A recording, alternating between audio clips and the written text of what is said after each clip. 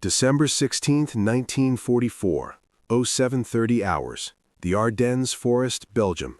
Staff Sergeant James Mitchell, 23 years old, crouches behind his idling Willys MB Jeep as German 88mm shells tear through the frozen pine trees above his head. The morning fog hasn't lifted yet, and somewhere in that white curtain of mist, he can hear the distinctive rattle of MG-42 machine guns, Hitler's bawsaw, getting closer. Mitchell's hands shake as he grips the dual handles of the weapon mounted behind his driver's seat.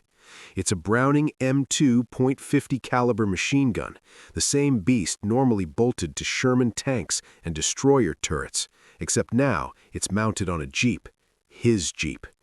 The armored cavalry brass called it experimental. The Germans had another name for it, Eisernespe, the Iron Wasp. He can see them now, shadows moving through the fog, Feldgrau uniforms materializing like ghosts, 40 yards, 35. A full German infantry platoon advancing in loose formation, thinking they've stumbled on just another American reconnaissance vehicle. They have no idea what's about to hit them. But before we dive into how this fight unfolds, we need to grasp how a weapon designed for 10-ton tanks ended up on a quarter-ton Jeep, and why the Germans feared it more than almost anything else on wheels. By late 1943, American forces in both Europe and the Pacific grappled with an impossible problem: mobility versus firepower. You could have one, but not both. The M4 Sherman tank packed a serious punch with its 75mm main gun and turret-mounted .50 caliber Browning M2, but Shermans were sluggish, averaging just 25 miles per hour on roads and barely 15 across rough terrain. They guzzled fuel, 67 gallons per 100 miles. They broke down constantly and were loud, announcing their presence miles away. On the other end of the spectrum sat the Willys MB Jeep, officially the truck 1/4-ton 4x4. By 1943, Willys, Overland, and Ford had produced over 360,000 of them. The Jeep could hit 65 miles per hour on flat roads. It weighed just 2,453 pounds empty. It could navigate terrain that would bog down any tank. You could hide 3 Jeeps behind a single barn, and it cost $738.74 to produce, compared to $44,556 for a Sherman. But Jeeps were armed like toys. Standard issue was a single 30 caliber M1919 Browning machine gun, pedestal mounted for the passenger. Effective range, 800 yards against soft targets. Rate of fire, 400 to 600 rounds per minute. Stopping power adequate for suppressing infantry at distance, worthless against anything armored. The problem became acute in North Africa and Italy, where German forces had perfected mobile warfare tactics. Rapid reconnaissance units, often equipped with armored cars like the SD KFZ 222 and 234 series, would probe Allied lines, strike supply convoys, and vanish before heavier forces could respond. These vehicles mounted 20mm autocannons capable of shredding soft-skinned American vehicles. Between September 1943 and January 1944, the Fifth Army in Italy lost 847 vehicles to German mobile units. Jeep crews faced a terrible choice: engage and likely die, or retreat and lose intelligence on enemy movements. Neither option was acceptable. The U.S. Army needed something that combined the Jeep's speed and agility with serious anti-infantry and anti-vehicle firepower. Something that could kill at 1,500 yards instead of 800. Something that made German armored car crews think twice before engaging. The answer was already in the inventory. It just needed someone crazy enough to try mounting it. The Browning M2 .50 caliber machine gun, designed by John Browning and adopted by the U.S. military in 1933, was the most feared machine gun in the Allied arsenal. It fired a .5-inch diameter bullet weighing 1.7 ounces at 2,910 feet per second. That round could penetrate .5 inches of armor plate at 500 yards, .3 inches at 1,000 yards. It could disable light armored vehicles, shoot down aircraft, and absolutely disintegrate human targets at ranges exceeding 2,000 yards. But the M2 weighed 84 pounds without its tripod or mounting hardware. Add the M63 anti-aircraft mount typically used on vehicles, and you're looking at 144 pounds.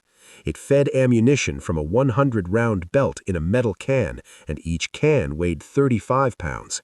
The recoil force measured 11,000 foot-pounds, enough to shake a Sherman tank's turret ring.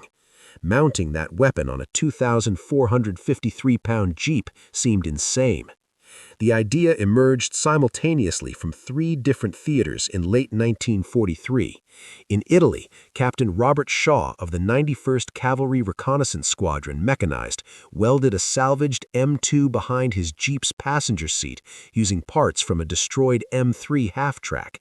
In North Africa, mechanics from the 6th Armored Division fabricated pedestal mounts from captured German equipment. In the Pacific, Marine Corps units on New Guinea jury-rigged M2s onto their Jeeps using whatever materials they could scavenge. All 3 groups discovered the same thing. It worked. Not officially, not according to regulations, but it worked.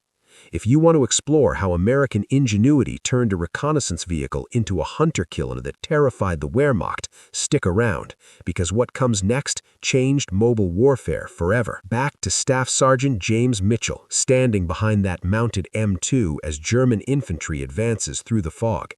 The M2 weapon system Mitchell operates isn't factory-produced or Army-approved. It's a field modification born from necessity and refined through trial, error, and American mechanical ingenuity.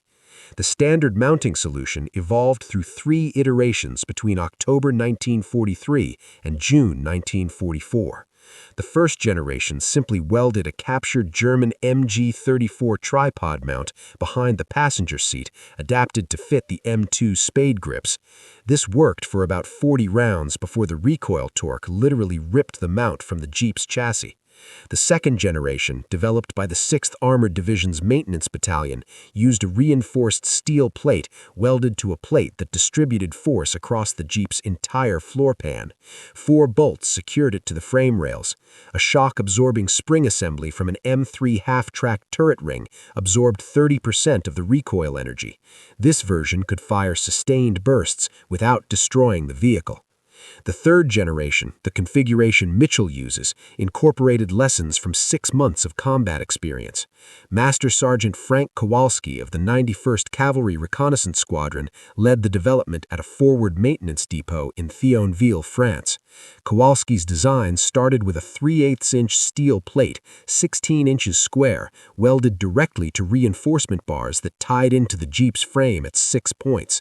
The pedestal itself came from scrapped M2 half-track anti-aircraft mounts, a pintle assembly that allowed 360-degree rotation and 85-degree elevation. The whole assembly weighed 47 pounds. The M2 Browning mounted to this pedestal added another 84 pounds. A 100-round ammunition can with belt weighed 35 pounds.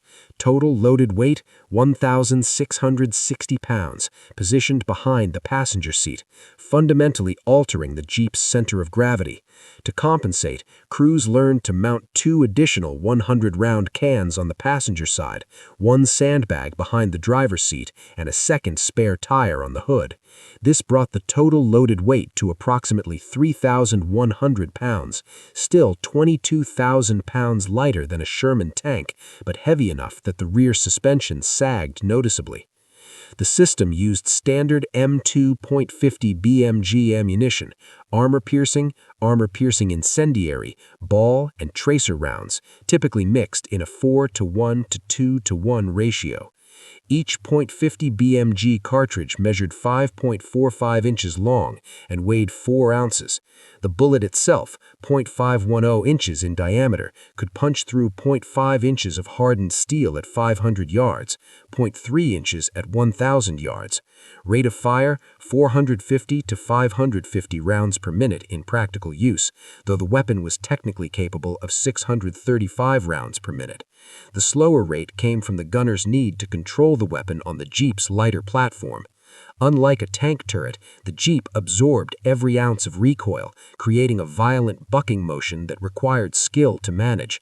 Effective range, 2,000 yards against infantry, 1,200 yards against light armored vehicles, 800 yards against aircraft. The Jeep's mobility added a psychological dimension.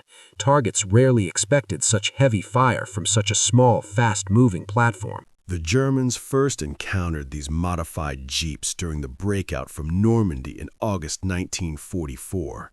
Wehrmacht after-action reports from Panzergrenadier Regiment 26 described them as lightly armored reconnaissance vehicles with anti-tank capabilities and warned that they operated in hunter-killer pairs, using speed and heavy automatic fire to devastate supply columns. By September 1944, German intelligence had identified the pattern. American Jeeps with oversized weapons mounted behind the passenger seat, operating 2 to 5 miles ahead of main forces, ambushing convoys and destroying parked aircraft. The Luftwaffe lost 17 FW-190 fighters to Jeep-mounted M2 fire at forward airfields in France and Belgium between September 3 and September 28, 1944. German soldiers began calling them Eiserne Wasp, the Iron Wasp. The name captured their nature perfectly, small, fast, and equipped with a sting far beyond their size. Unlike the Hornisse tank destroyer or Wasp self-propelled gun, these weren't German vehicles. The name represented grudging respect for an enemy innovation that had no proper counter. The unofficial nature of these modifications created logistical chaos. The Army had no supply chain for the mounting hardware, no maintenance manuals, no training program. Units fabricated their own mounts using salvaged parts, battlefield scrap, and imagination. A mount that worked perfectly for the 6th Armored Division might fail catastrophically for the 3rd Infantry Division because the welding specifications differed. By December 1944, approximately 340 Jeeps across the European theater had been modified with M2 mounts. Another 180 operated in the Pacific. None appeared on any official Army inventory. Technically, these modifications violated Army regulations regarding unauthorized vehicle alterations. Practically, commanders looked the other way because the tactical results were undeniable. One Jeep with an M2 could provide fire support equivalent to an entire infantry platoon. It could engage targets at ranges where enemy return fire was ineffective. It could reposition in seconds, appearing in unexpected locations to devastating effect. And it only cost the price of welding supplies and a few hours of work. Mitchell thumbs the butterfly trigger as the German infantry closes to 30 yards. The M2 erupts. The weapon's roar is different from anything else on the battlefield, a deep, hammering bass note that resonates in your chest cavity. Thump, thump, thump, thump.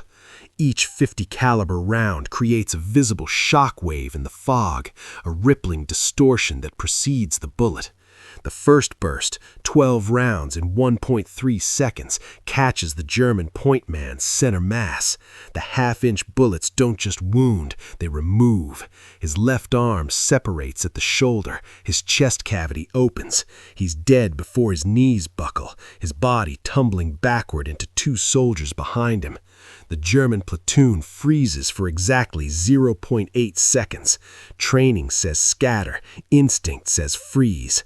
The fog has betrayed them. They can't see the source of fire, only muzzle flash and their comrades disintegrating. Mitchell adjusts his aim 3 inches right, fires again, 6 rounds. A German sergeant attempting to organize a response explodes in a pink mist that coats the white bark of nearby birch trees. The rounds continue through his body and kill the radio man behind him. The recoil is trying to tear the weapon from Mitchell's hands. Each shot drives the M2 backward against its mounting pins, the force transmitted through the pedestal into the Jeep's frame. The entire vehicle rocks backward with each burst. Mitchell's driver, Tommy Valdez, has both feet jammed against the brake pedal, using his body weight to counteract the weapon's recoil force. 0745 hours. The German platoon breaks. They're running now, abandoning the careful advance formation, diving for cover behind trees that won't stop 50 caliber rounds. Mitchell fires in controlled bursts, 6 to 8 rounds each, walking his fire across the tree line. A 50 caliber BMG armor-piercing round hitting a pine tree doesn't just penetrate, it explodes the trunk in a shower of wood splinters that become secondary shrapnel. 3 Germans go down from tree fragments alone. He can see the ammunition belt feeding into the M2, the linked rounds disappearing into the weapon's receiver at a steady rhythm. Spent brass casings, each 5.45 inches long, eject from the right side of the weapon, bouncing off the Jeep's hood with a musical clanking sound that counterpoints the M2's bass roar. 43 rounds fired, 57 remain in the belt. A German MG-42 opens up from Mitchell's left, 200 yards distant. He can see the position, muzzle flash from behind a fallen log. The MG-42 fires at 1,200 rounds per minute, creating that distinctive tearing sound that earned it the nickname Hitler's Bawsaw. But the gunner made a mistake. He fired at the Jeep's last position, not anticipating how fast Valdez could move. Back, 50 yards! Valdez drops the clutch, slams the accelerator. The Jeep lurches backward, four-wheel drive churning through mud and snow. The MG-42's burst passes through empty air where they'd been parked 3 seconds ago. Mitchell maintains his grip on the M2's spade grips, adjusting his stance as the Jeep moves. This is the advantage nobody understood until they tried it. In combat, tanks have to stop to fire accurately. The M2-equipped Jeep can shoot on the move if the gunner has the strength and skill. He doesn't aim through sights, can't. The Jeep's movement makes precision aiming impossible. Instead, he points the weapon like you'd point a finger, using tracer rounds, every 5th round burning red hot to guide his fire. The M2 thunders, 8 rounds toward the MG-42 position. He's firing API, armor-piercing incendiary, mixed with ball ammunition. The rounds don't just penetrate the log, they set it on fire. The German gun crew abandon their position, and Mitchell cuts them down as they run. 3 men, 12 rounds, 7 seconds. The entire engagement has lasted 93 seconds. Mitchell counts 11 German bodies visible in the fog. The survivors, he estimates 20 to 25 men, are in full retreat, no longer a coherent unit, but individual soldiers running for their lives. His ammunition can is empty, 100 rounds expended. Valdez already has a fresh can ready, feeding the belt into the M2's receiver while Mitchell covers the tree line. Command, this is Scout 7. Contact broken. Enemy platoon neutralized. 0 friendly casualties. Continuing patrol route. The radio crackles back. Scout 7, confirm. Platoon strength contact. 0 losses. Affirmative, command. The Iron Wasp works. That phrase, the Iron Wasp works, appears in the 91st Cavalry Reconnaissance Squadron's after-action report, dated December 16, 1944. Mitchell's engagement represented the first documented use of a Jeep-mounted M2 during the Battle of the Bulge, but it wasn't the first time these weapons proved their worth. 3 months earlier, on September 4, 1944, near Namur, Belgium, Lieutenant David Chen of the 6th Armored Division's Reconnaissance Platoon used his modified Jeep to destroy 4 German SDKF 0251 half-tracks in a 6-minute engagement. His report noted, "The enemy consistently underestimates the Jeep's firepower. They position for infantry engagement and receive anti-armor fire instead." On October 12, 1944, Corporal James Washington operated his M2-equipped Jeep as part of a convoy security detail near Metz, France. When German Panzer Grenadiers ambushed the convoy, Washington's Jeep engaged from 800 yards, killing 17 attackers before they could close to effective rifle range. The convoy suffered 0 casualties. The pattern repeated across the European theater. German forces accustomed to engaging lightly armored reconnaissance jeeps found themselves facing sustained heavy machine gun fire from unexpected ranges and angles. The psychological impact was significant. Captured German soldiers consistently reported that the sound of a 50 caliber M2 created immediate panic because it meant tanks were the small vehicles with tank guns. By January 1945, the tactical doctrine for M2-equipped Jeeps had crystallized through battlefield experience rather than official training. The vehicles operated in pairs, designated Hunter and Security. The Hunter Jeep carried the M2 mount with 3 100-round ammunition cans, 300 total rounds. The Security Jeep mounted a standard .30 caliber M1919 and carried additional ammunition, fuel, and supplies for both vehicles. Standard patrol pattern, Hunter Jeep 50 to 100 yards ahead, Security Jeep positioned to provide covering fire during reload. When contact occurred, the Hunter engaged while the Security Jeep maneuvered to flank or provided suppressing fire with the .30 caliber. Captain William Henderson of the 4th Armored Division developed the Wasp strike tactic, using the Jeep's speed to close rapidly to 400 to 600 yards, deliver a devastating burst of 40 to 60 rounds, then retreat before the enemy could organize effective return fire. The entire engagement lasted 15 to 30 seconds. This tactic proved especially effective against German supply convoys. Between January 15 and February 28, 1945, modified Jeeps from the 6th Armored Division destroyed or damaged 73 German trucks, 18 half-tracks, 4 armored cars, and 2 self-propelled guns. American losses: 2 Jeeps destroyed, 1 damaged, 6 personnel killed, 4 wounded. Production of the mounting hardware remained unofficial throughout the war. The Army's Ordnance Department never approved a standardized design, though they unofficially distributed technical drawings through maintenance channels. Each unit fabricated their own mounts using local resources.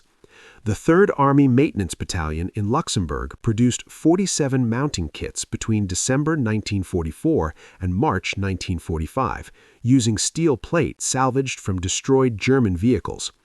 The 7th Army Ordnance Company in Alsace manufactured 33 mounts. The 1st Army had no central production, relying entirely on unit-level fabrication. Limitations became apparent quickly. The M2's weight and recoil stressed Jeep suspensions. Average lifespan before major maintenance, 2,200 miles, compared to 4,500 miles for standard Jeeps. Leaf springs cracked, frame welds failed. Transmission problems increased 340% due to the additional weight. Ammunition consumption was extraordinary. A standard infantry company carried 15,000 rounds of .30 caliber ammunition. A single M2-equipped Jeep could expend 600 rounds in one engagement. Supply chains struggled to keep pace. By February 1945, .50 caliber ammunition was frequently diverted from anti-aircraft units to support the modified Jeeps. The Germans attempted to counter the Iron Wasps with increasingly desperate measures. Wehrmacht tactical bulletins from January 1945 warned troops to immediately seek heavy cover when encountering the small American vehicles with large weapons, and recommended calling for armor support rather than engaging directly. German forces began targeting Jeeps preemptively, expending anti-tank ammunition on any American vehicle matching the Jeep profile. This defensive measure cost the Wehrmacht resources. An 88mm anti-tank round cost approximately $40 to produce versus the Jeep's $738.74 total cost, but indicated the threat level these modified vehicles represented. Some German units began mounting captured American .50 caliber Brownings on their own vehicles, though this practice remained rare due to ammunition supply problems.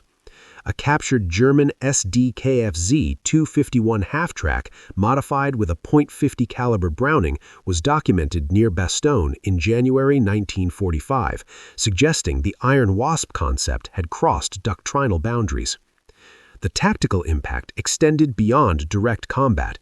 German forces became increasingly reluctant to use roads within 5 miles of American lines, fearing Jeep patrols. This disrupted supply operations and forced longer, more fuel-intensive routes through difficult terrain.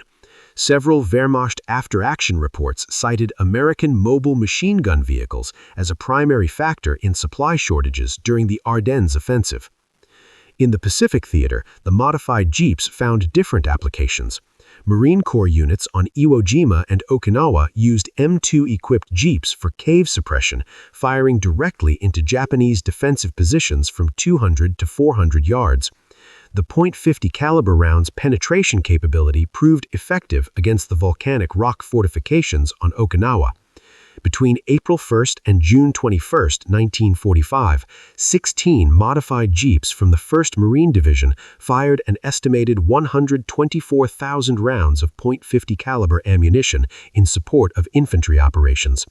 The Marine Corps Historical Division credited these vehicles with destroying 89 Japanese defensive positions and killing an estimated 420 enemy soldiers. The engineering challenge of mounting an 84-pound machine gun designed for multi-ton vehicles on a quarter-ton Jeep required understanding forces that most mechanics encountered only in theory. When the M2 fires, each round generates 11,000 foot-pounds of recoil energy.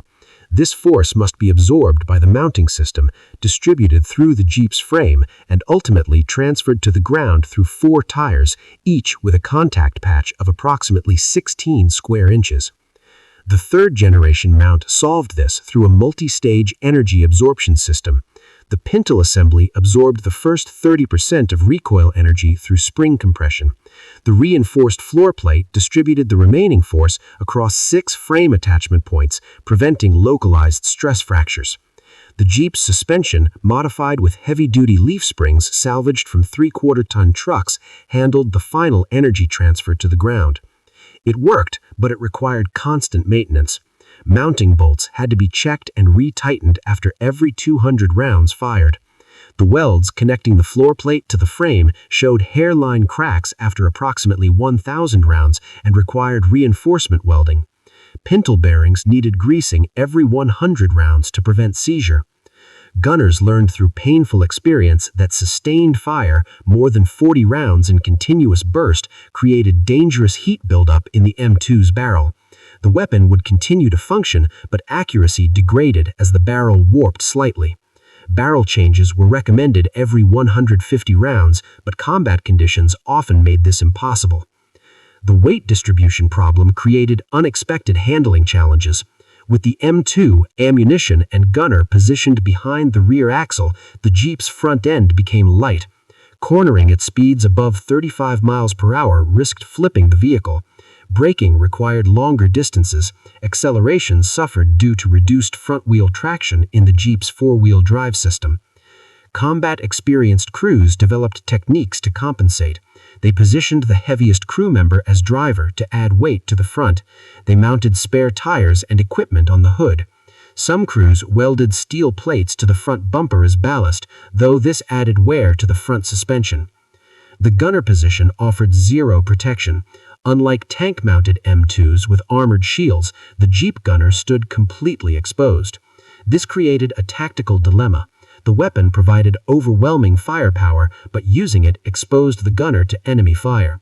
Crews adapted by developing shoot and scoot tactics. The average engagement lasted under 30 seconds. Fire a burst, relocate immediately, fire again from a different position. This required exceptional coordination between driver and gunner. The best teams could fire, move 100 yards, and fire again in under 20 seconds. Ammunition feed presented another technical challenge. The 100-round belts came in metal cans designed to hang on tank turret walls. On Jeeps, crews fabricated mounting brackets to position cans where the gunner could reach them quickly. Belt twists and feeding malfunctions increased dramatically compared to tank use because the ammunition cans moved with the Jeep's motion. The most common malfunction, short recoil, occurred when the M2's recoil mechanism didn't fully cycle due to inadequate mounting rigidity. This caused failures to feed and extract. Master armorers discovered that adding rubber shock absorbers between the pintle mount and the floor plate reduced short recoil malfunctions by 67%. Cold weather created additional problems. The M2's recoil mechanism relied on fluid lubrication that thickened in freezing temperatures. During the Battle of the Bulge, crews learned to fire short test bursts before each patrol to warm the weapon's internal components. Failure to do this resulted in jam rates exceeding 40%. The Germans never developed an effective counter to the Iron Wasp concept.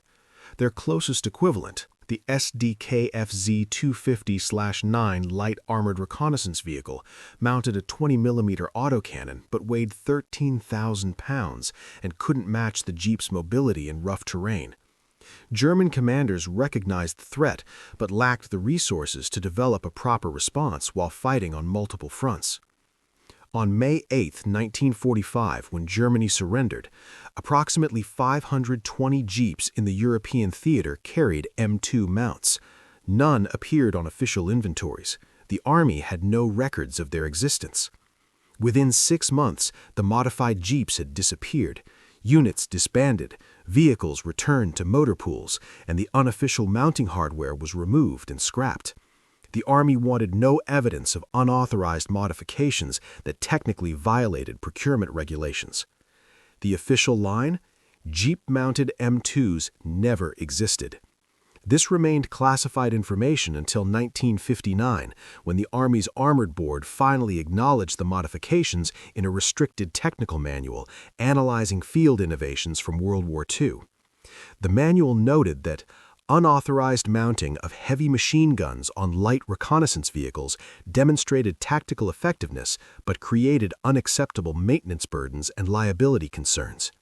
Translation: it worked too well to ignore, but the Army didn't want to admit that frontline mechanics had solved the problem that ordnance engineers had missed. The concept didn't die, it evolved. The M151 MUTT, military utility tactical truck that replaced the Willys Jeep in 1959, incorporated mounting points for M60 machine guns and later M2 Brownings. These mounts, designated M122 tripod assemblies, used the same force distribution principles that Master Sergeant Kowalski had developed in France 15 years earlier. The modern Humvee's weapon mounting system, capable of supporting M2 Brownings, Mk-19 grenade launchers, and M240 machine guns, represents the direct descendant of those improvised World War II mounts. The engineering has been refined, the materials improved, but the core concept remains identical. Mount the heaviest practical weapon on the lightest possible vehicle platform. Special operations forces continue to use the Iron Wasp philosophy. Modern special operations vehicles like the Ground Mobility Vehicle and Interim Fast Attack Vehicle mount 50 caliber weapons on platforms that prioritize speed and maneuverability over armor protection. The German nickname Eisernespe never appeared in official Allied documents. It existed only in Wehrmacht field reports and captured intelligence documents that weren't declassified until the 1970s. Modern military historians discovered it while researching German tactical responses to American innovations. That nickname, perhaps more than any official designation, captures what these vehicles represented. Small, fast, and equipped with a disproportionate sting that caught enemies by surprise. Staff Sergeant James Mitchell survived the Battle of the Bulge. He operated his modified Jeep through February 1945, participating in 43 combat patrols and 17 direct engagements. His official kill count, 47 confirmed enemy combatants, though the actual number was likely higher. He never fired another shot after February 23, 1945, when his Jeep struck a German mine near Saarbrücken. The blast killed his driver, Private Tommy Valdez, and severed Mitchell's right leg below the knee. He spent 8 months recovering in military hospitals before medical discharge in October 1945. Mitchell returned to Topeka, Kansas, married his high school sweetheart, and worked as a machinist for Boeing for 37 years. He never spoke publicly about his war experiences, though his children remember him maintaining a battered photograph of himself and Valdez standing beside their Jeep, the M2 clearly visible in the mounting bracket. He died in 1998, age 77, from complications of lung cancer. His obituary mentioned his Purple Heart and Bronze Star, but made no reference to the Iron Wasp or the weapon system he'd operated in the Ardennes. Master Sergeant Frank Kowalski, the maintenance specialist who perfected the M2 mounting system, received no official recognition for his innovation. His personnel file makes no mention of the mounting designs that were distributed across the European theater. He remained in the Army until 1964, retiring as a sergeant major. He died in 2003, age 84. Most of the men who operated these modified Jeeps carried the secrecy to their graves. The Army's position that the modifications never officially existed meant there was no framework for acknowledging their contributions. No campaign medals mentioned Jeep mounting weapons. No unit citations referenced the Iron Wasp. The German soldiers who encountered these vehicles remembered them differently. Hans Müller, a former Wehrmacht sergeant who faced American forces in the Ardennes, wrote in a 1983 memoir, "We feared the small vehicles with the large guns more than the tanks. The tanks we could see coming, could prepare for. The small vehicles appeared like ghosts, destroyed everything, and vanished before we could respond." By the late 1990s, as World War II veterans entered their final years, a few began sharing their stories. The Military History Institute at Carlisle Barracks, Pennsylvania, has recorded 17 oral histories that reference Jeep-mounted M2 operations. These accounts, combined with declassified German intelligence reports and unit maintenance records, finally documented what had been erased from official history. The Iron Wasp existed. It changed mobile warfare.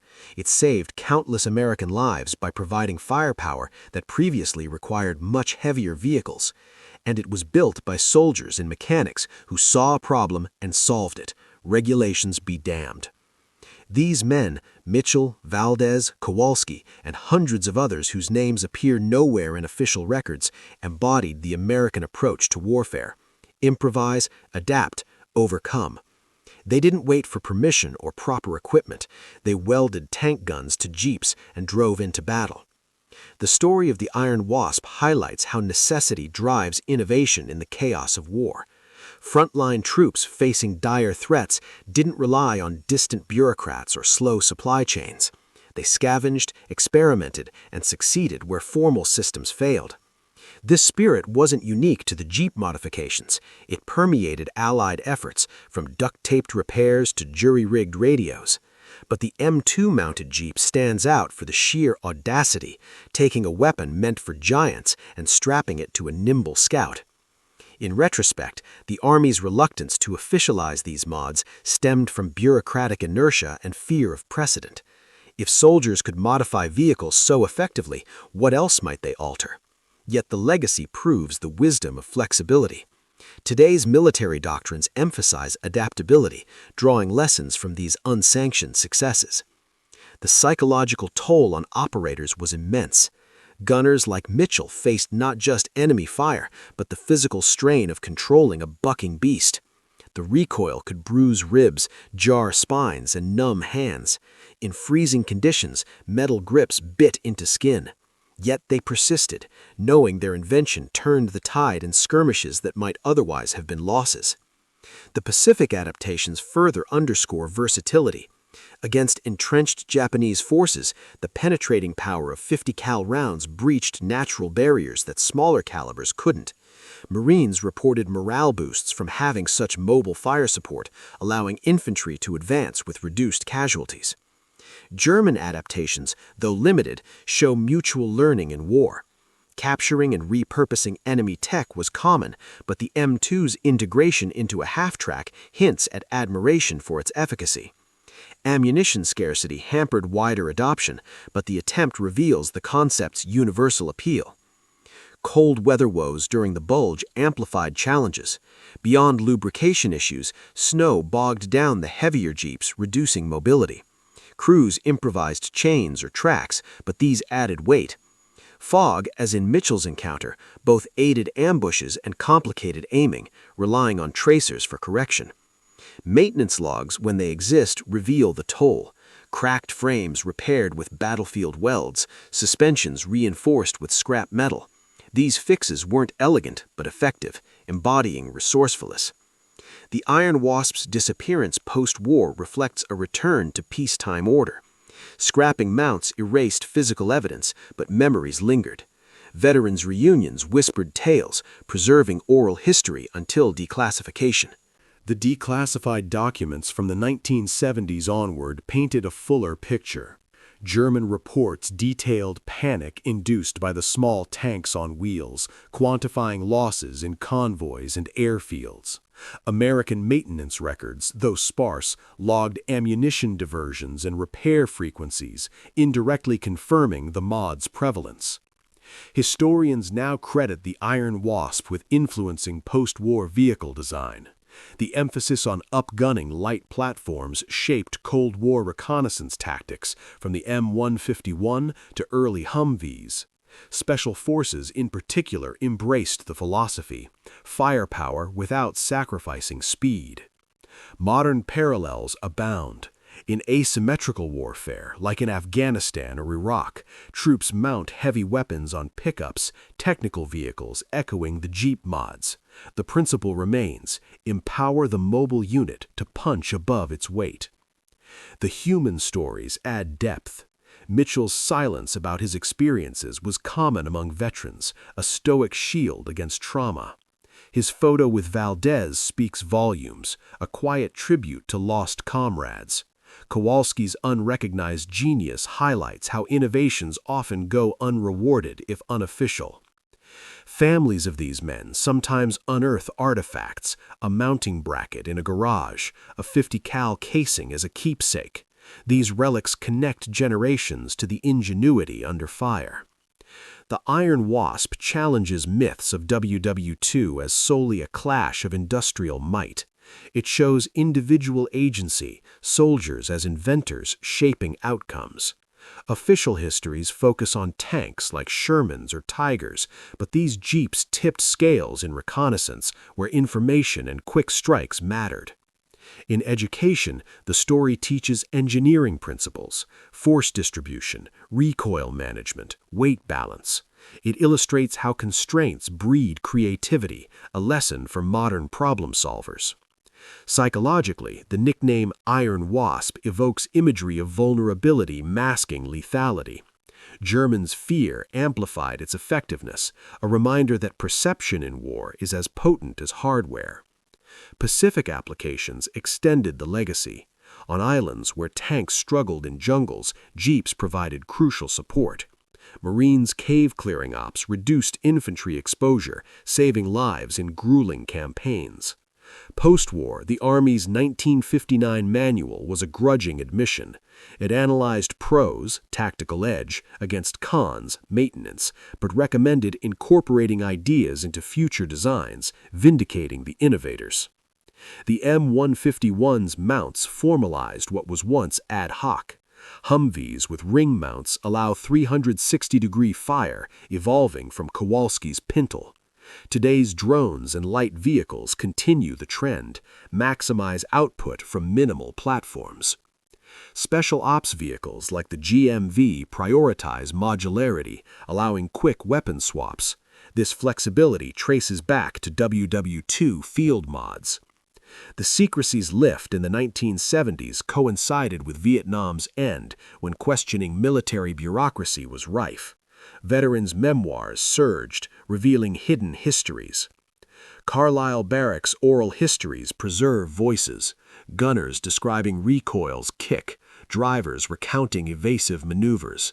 These narratives humanize data, showing courage amid improvisation. Hans Mueller's memoir underscores cross-enemy respect. Such accounts foster understanding of war's shared humanity. If this story resonates, reflect on family histories. Many served in recon units, perhaps with untold tales of mods. Sharing photos or stories builds community knowledge. Next time you see a Humvee with a .50 cal, trace its roots to Ardennes Fog, where Mitchell fired on advancing foes. Remember the Iron Wasp, proof that necessity forges weapons beyond manuals. Honor the innovators who welded under fire, adapting to overcome. Their legacy endures in every mobile fire platform. The Iron Wasp wasn't just a mod, it was a mindset. In crises, soldiers didn't await orders, they acted. This ethos won wars and shapes militaries today. Never underestimate a welder and a bold idea. The Ardennes ghosts remind us, innovation thrives in adversity. Stay informed on WWII Innovations. The next tale uncovers another secret weapon allies guarded fiercely. Until then, remember the served, the sacrificed, the ingenious. The Iron Wasp stings eternal in military lore.